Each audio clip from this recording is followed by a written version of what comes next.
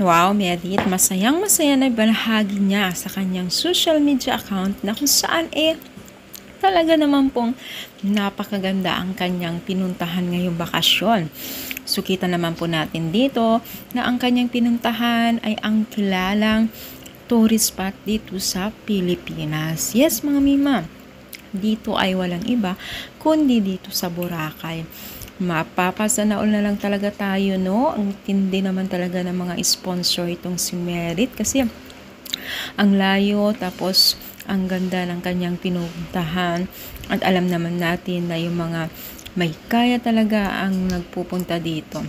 Ganyan kabigatin na ngayon itong si Merit, at talaga naman pong maraming natutuwa sa kanila, syempre, o sa kanya, no?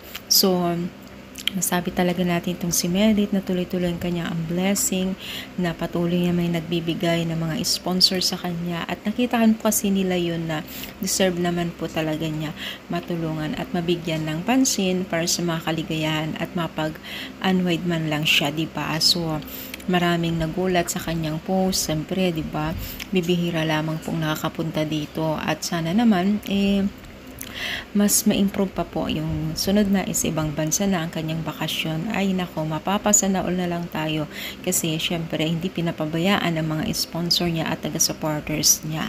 So lately nga, di ba, nag-birthday siya, pero ang bongga ng kanyang mga birthday celebrant, ang dami pang mga pahabol.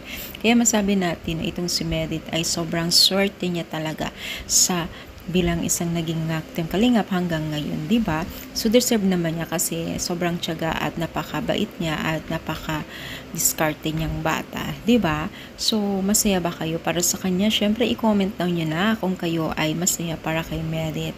So thank you so much, more power, and syempre God bless all, guys.